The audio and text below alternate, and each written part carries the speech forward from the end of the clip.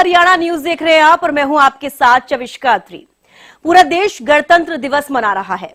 भारत 15 अगस्त 1947 को आजाद हुआ था और 26 जनवरी 1950 को इसके संविधान को लागू किया गया, जिसके बाद भारत देश एक लोकतांत्रिक, संप्रभु और गणतंत्र देश घोषित किया गया।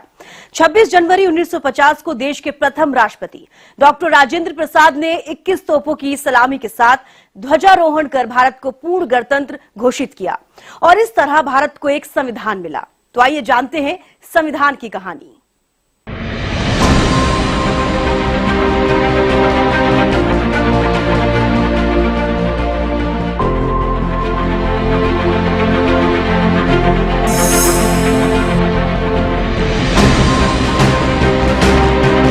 26 जनवरी 1950 को संविधान लागू हुआ, जिसके बाद इतिहास में पहली बार धर्म, जाति, क्षेत्र और भाषा में बटा ये भूभाग एक संपन्न राष्ट्र बना। संविधान महज एक किताब नहीं, भारत की ताकत है, भारत की आत्मा है। संविधान देश का सर्वोच्च कानून है। तो सबसे पहले हम ये जानते हैं कि आखिर संविधान है क्या।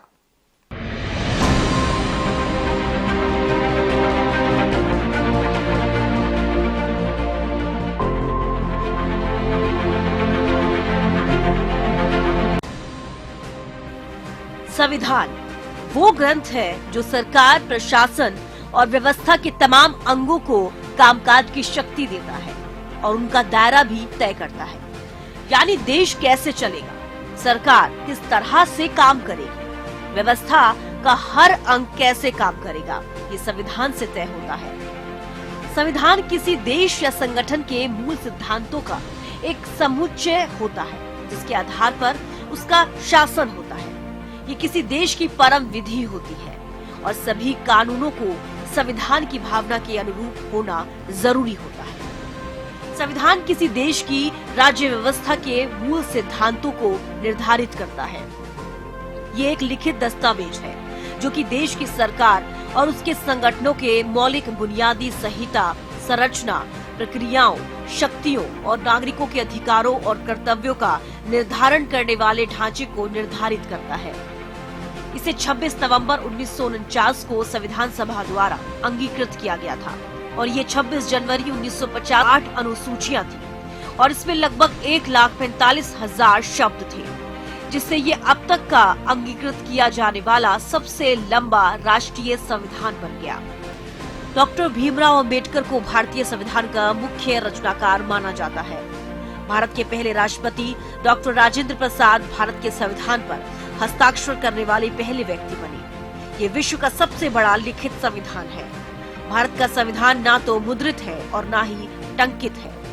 ये हिंदी और अंग्रेजी दोनों भाषाओं में हस्तलिखित और सुलेखित है। इसे श्री प्रेम बिहारी नारायण रायजादा द्वारा हस्तलिखित किया गया था और उनके द्वारा देहरादून में प्रकाशित किया गया था। प्रत्येक पृष्ठ को शांति निकेतन के कलाकारों द्वारा सजाया गया, जिनमें बेहर राम मनोहर सिन्हा और नंदला बोस शामिल हैं। अंतिम प्रारूप को पूरा करने में 2 वर्ष, 11 महीने और 18 दिन लगे। भारत के संविधान की खासियत। भारत का संविधान दुनिया के किसी भी गणतांत्रिक देश का सबसे लंबा लिखित संविधान है। इसे 26 नवंबर 1949 को संविधान सभा ने अपनाया था और 26 जनवरी 1950 को लागू हुआ था। भारत के संविधान में 25 भाग, 448 अनुच्छेद और 12 अनुसूचियां हैं। इसमें विधायिका, कार्यपालिका और न्यायपालिका के बीच शक्तियों का विभाजन बताया गया है। संविधान में नागरिकों के मूल अधिकार और मूल कर्तव्य भी बताए गए हैं। संविधान भारत को एक स्वतंत्र, प्रभुसत्ता संपन्न, समाजवादी, लोकतांत्रिक गणराज्य बनाता है।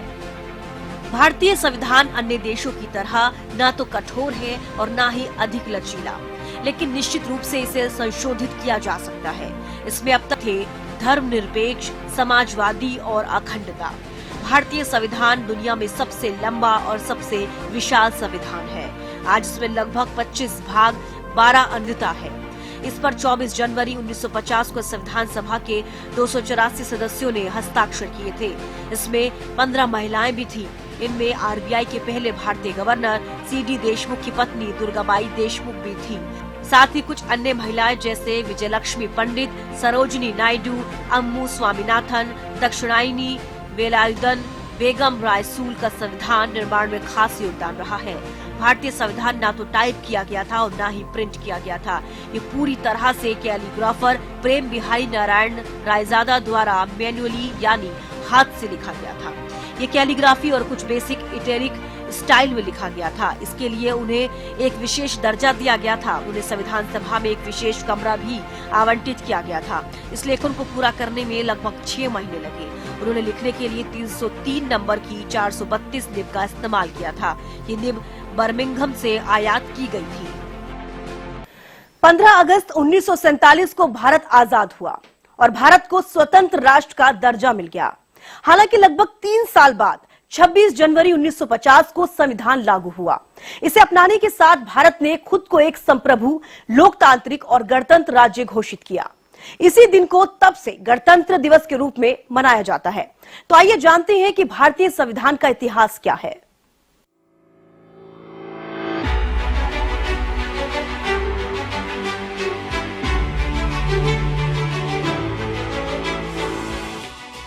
द्वितीय विश्व युद्ध की समाप्ति काल नेहरू, डॉक्टर भीमराव अंबेडकर, डॉक्टर राजेंद्र प्रसाद, सरदार वल्लभ भाई पटेल, मौलाना अबुल कलाम आजाद आदि सभा के प्रमुख सदस्य थे। भारतीय संविधान को बनाने का सिलसिला साल 1938 में जवाहरलाल नेहरू ने मांग की थी कि भारत के संविधान को वयस्क मताधिकार के आधार पर चुनी हुई संविधान सभा बनाए। साल 1946 में संविधान सभा का गठन हुआ। 13 दिसंबर 1946 को संविधान सभा ने संविधान बनाने का काम शुरू किया। जवाहरलाल नेहरू ने उद्देश्य प्रस्ताव पेश किया, जिसका मकसद भारत को एक स्वतंत्र गणराज्य घोषित करना और इसके भविष्य को नियंत्रित करने के लिए संविधान बनाना था। 22 जनवरी 1947 को संविधान सभा ने उद्देश्य प्रस्ताव को अपनाया। संविधान सभा की पहली बैठक 9 दिसंबर 1946 को हुई। ये बैठकें 24 जनवरी 1950 तक चली। संविधान का प्रारूप तैयार करने में 2 साल 11 महीने और 18 दिन लगे। संविधान को 26 नवंबर 1949 को अपनाया गया था। 26 जनवरी 1950 को संविधान लागू हुआ और इस दिन को भारत के गणतंत्र दिवस के रूप में मनाया जाता है। संविधान को बनाने में 2 साल 11 महीने और 18 दिन का समय लगा था। संविधान की मूल कॉपी को प्रेम बिहारी रायजादा ने लिखा था। भीमराव अंबेडकर के अथक प्रयासों से संविधान का निर्माण हुआ। आखिर 26 जनवरी को ही गणतंत्र दिवस के रूप में क्यों चुना गया? क्यों 2 महीने देरी के बाद भारतीय संविधान लागू किया गया? इस दिन झंडा कौन और कहां फहराया जाता है? झांकियों के अलावा इस दिन और क्या क्या होता है? गणतंत्र दिवस 26 जनवरी की तारीख को चुनने के पीछे क्या वजह रही? आइए जानते हैं।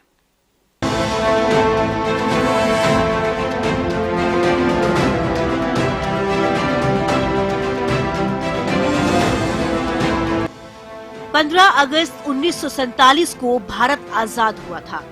हालांकि लगभग 3 साल बाद 26 जनवरी 1950 को संविधान लागू हुआ, जिसके बाद भारत देश एक लोकतांत्रिक, संप्रभु और गणतंत्र देश घोषित किया गया।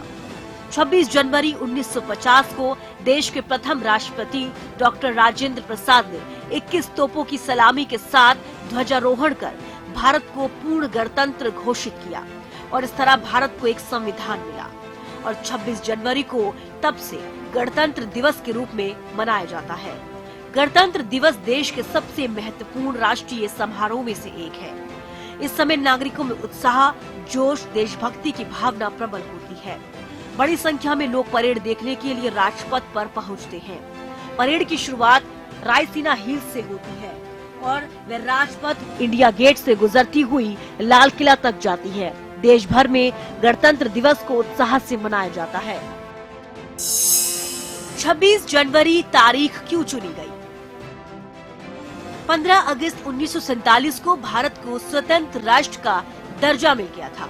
लेकिन लगभग 3 साल बाद 26 जनवरी 1950 को संविधान को अपनाने के साथ भारत ने खुद को एक संप्रभु, लोकतांत्रिक और गणतंत्र राज्य घोषित किया। इस दिन को तब से गणतंत्र दिवस के रूप में मनाया जाता है। आधिकारिक रूप से स्वतंत्रता दिवस घोषित किया गया। 26 जनवरी की तारीख के महत्व को बरकरार रखने के लिए इसी दिन साल 1950 में संविधान लागू किया गया, जिसके बाद 26 जनवरी को गणतंत्र दिवस घोषित किया गया। 2 महीने देरी से क्यों लागू हुआ संविधान? देश का संविधान बनाने के लिए संविधान सभा का गठन हुआ था। इसमें कुल 22 समितियां थी। इनमें प्रारूप समितियां सबसे प्रमुख समिति थी, जिसका काम संपूर्ण संविधान का निर्माण करना था। प्रारूप समिति के अध्यक्ष डॉक्टर भीमराव अंबेडकर थे। 2 साल 11 महीने और 18 दिन की मेहनत के बाद दुनिया का सबसे बड़ा लिखित संविधान तैयार किया गया। डॉक्टर अंबेडकर ने संविधान सभा के अध्यक्ष डॉक्टर राजेंद्र प्रसाद को 26 नवंबर 1949 को भारतीय संविधान सौंप दिया, लेकिन इसे लागू करने के लिए 2 महीने की देरी की गई। तर्क दिया जाता है कि 26 जनवरी के पूर्ण स्वराज के ऐलान के महत्व को कायम करने के लिए संविधान को 2 महीने बाद लागू किया गया। इस तरह 26 नवंबर 1949 की जगह 26 जनवरी 1950 को पहला गणतंत्र दिवस मनाया गया। नागरिकों के बीच संवैधानिक मूल्यों को बढ़ावा देने के लिए 2015 से सरकार ने 26 नवंबर को संविधान दिवस मनाने का फैसला किया है। कहां और कौन फहराता है झंडा? 1950 में भारत को संप्रभु लोकतांत्रिक गणराज्य घोषित किए जाने के बाद डॉक्टर राजेंद्र प्रसाद ने गवर्नमेंट हाउस के दरबार हॉल में भारत के पहले राष्ट्रपति के रूप में शपथ ली। इसके बाद उनके काफिले ने इरविन स्टेडियम तक 5 मील का रास्ता तय किया, जहां उन्होंने राष्ट्रीय ध्वज फहराया। राष्ट्रपति ने झंडा फहराकर परेड की सलामी ली। इस दिन को बाद में राष्ट्रीय अवकाश घोषित किया गया। संविधान को देखें तो राष्ट्रपति भारत सरकार का संवैधानिक प्रमुख होता है। इस वजह से गणतंत्र दिवस पर भारत के राष्ट्रपति द्वारा राजपथ पर तिरंगा फहराया जाता है। झंडा फहराने और ध्वजारोहण में अंतर। 26 जनवरी और 15 अगस्त दोनों ही दिन भारतीय तिरंगे को फहराया जाता है, लेकिन इनके तरीके में एक बड़ा अंतर होता है। 15 अगस्त को जहां ध्वजारोहण किया जाता है, वहीं 26 जनवरी को झंडा फहराया जाता है। ये 2 अलग अलग बातें हैं और इनकी प्रक्रिया भी अलग होती है। 15 अगस्त को तिरंगा ऊपर खींचा जाता है और इसके बाद फहराया जाता है। इसे ध्वजारोहण कहते हैं। वहीं गणतंत्र दिवस में राष्ट्रीय ध्वज ऊपर बंधा रहता है, उसे केवल फहराया जाता है। इसे झंडा फहराना कहते हैं। क्या होता है पूरे दिन का शेड्यूल? गणतंत्र दिवस के कार्यक्रम की शुरुआत भारत के प्रधानमंत्री द्वारा देश के शहीदों को पुष्पांजलि अर्पित करने से होती है। इसके बाद प्रधानमंत्री और अन्य गणमान्य व्यक्ति परेड देखने के लिए कर्तव्य पथ पर पहुंचते हैं। परंपरा के अनुसार भारत का राष्ट्रपति राष्ट्रीय ध्वज फहराता है और उसके बाद 21 तोपों की सलामी के साथ राष्ट्रगान होता है। परेड की शुरुआत राष्ट्रपति के सलामी लेने के साथ होती है। गणतंत्र दिवस की परेड देश की सैन्य शक्ति और सांस्कृतिक विविधता का एक अनूठा मिश्रण होती है। सशस्त्र बल के एडवांस्ड हथियारों के प्रदर्शन के अलावा विभिन्न राज्यों और मंत्रालयों की झांकियां निकाली जाती है। इसके अलावा फ्लाई पास्ट में भारतीय वायुसेना के विमानों और हेलीकॉप्टरों द्वारा एक सांसों को थाम देने वाला एयर शो दिखाया जाता है। डॉक्टर भीमराव अंबेडकर को भारतीय संविधान का निर्माता कहा जाता है। डॉक्टर अंबेडकर ने संविधान सभा के अध्यक्ष डॉक्टर राजेंद्र प्रसाद को 26 नवंबर 1949 को भारतीय संविधान सौंपा था, लेकिन इसे लागू करने के लिए 2 महीने की देरी की गई। तर्क दिया जाता है कि 26 जनवरी के पूर्ण स्वराज के ऐलान के महत्व को कायम रखने के लिए संविधान को 2 महीने बाद यानी 26 जनवरी 1950 को लागू किया गया। तो आइए जानते हैं कि डॉक्टर अंबेडकर को भारतीय संविधान का निर्माता क्यों कहा जाता है और भारतीय संविधान के निर्माण का कालक्रम क्या है।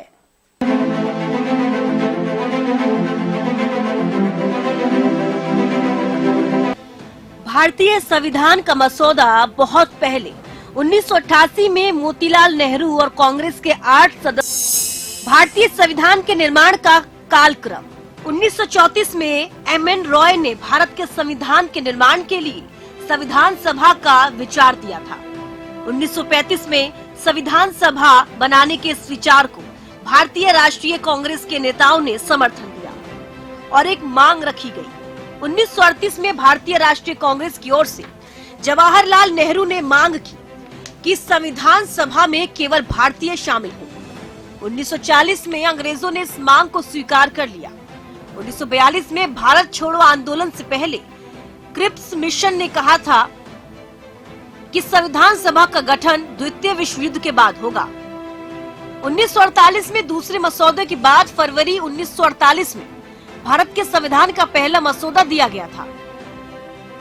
4 नवंबर 1948 को अंतिम मसौदा विधानसभा में पेश किया गया था। 26 नवंबर 1949 को संविधान सभा द्वारा मसौदा प्रस्तावित पारित किया गया था और 26 जनवरी 1950 को संविधान लागू हुआ था। संविधान का ड्राफ्ट बनाने के लिए बनी थी 7 सदस्यों की कमेटी। प्रारूप समिति ने मई 1947 में संविधान सभा के सामने मसौदा पेश किया था। इस ड्राफ्ट में 7,500 से ज्यादा संशोधन सुझाए गए, जिनमें से लगभग 2500 को स्वीकार किया गया। संविधान सभा का मसौदा तैयार करने के लिए 7 सदस्यों की ड्राफ्टिंग कमेटी बनाई गई थी। इस ड्राफ्टिंग कमेटी के अध्यक्ष डॉक्टर आम्बेडकर थे। वही कमेटी के सदस्य कन्हैया लाल मुंशी, मोहम्मद सादुल्ला, अल्लादी कृष्णस्वामी अय्यर, गोपाल स्वामी अयंगार, एन माधव राव और टी कृष्णमचारी थे। केवल आम्बेडकर पर आ गई सारी जिम्मेदारी। जब संविधान का ड्राफ्ट बनाने की बात आई तो 7 सदस्यों में से सिर्फ आम्बेडकर ही मौजूद थे। इस घटना का जिक्र ड्राफ्टिंग कमेटी के सदस्य टी कृष्णमचारी ने संविधान सभा में किया। टी कृष्णमचारी ने नवंबर 1948 में संविधान सभा में कहा कि मृत्यु, बीमारी और अन्य व्यवस्थाओं की वजह से कमेटी के ज्यादातर सदस्यों ने मसौदा बनाने में पर्याप्त योगदान नहीं दिया। इसके चलते संविधान तैयार करने का बोझ डॉक्टर आम्बेडकर पर आ पड़ा। अकेले आम्बेडकर ने तैयार किया मसौदा। दरअसल संविधान सभा की प्रारूप समिति में जिन 7 लोगों को रखा गया, उनमें से एक सदस्य बीमार हो गए। 2 दिल्ली संविधान सभा ने मानी आम्बेडकर की भूमिका। आम्बेडकर संविधान की ड्राफ्टिंग कमेटी के अध्यक्ष थे, जिसकी जिम्मेदारी संविधान का लिखित प्रारूप प्रस्तुत करना था। डॉक्टर आम्बेडकर की भूमिका को रेखांकित करते हुए भारतीय संविधान की ड्राफ्टिंग कमेटी के एक सदस्य टी कृष्ण, एक साथ कई विषयों के विद्वान थे आम्बेडकर उन चंद लोगों में शामिल थे जो ड्राफ्टिंग कमेटी का सदस्य होने के साथ साथ शेष 15 समितियों में एक से अधिक समितियों के सदस्य थे। संविधान सभा द्वारा ड्राफ्टिंग कमेटी के अध्यक्ष के रूप में उनका चयन उनकी राजनीतिक योग्यता और कानूनी दक्षता के चलते हुआ था।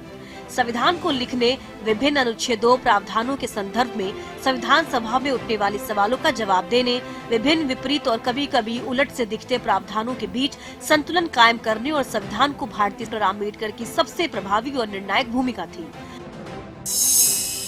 संविधान पर डॉक्टर आम्बेडकर की छाप। भारत का नया संविधान काफी हद तक 1935 के गवर्नमेंट ऑफ इंडिया एक्ट और 1928 के नेहरू रिपोर्ट पर आधारित है, मगर इसको अंतिम रूप देने के पूरे दौर में आम्बेडकर का प्रभाव बहुत गहरा था। डॉक्टर आम्बेडकर भारतीय संविधान की सामर्थ्य एवं सीमाओं से भी बखूबी अवगत थे।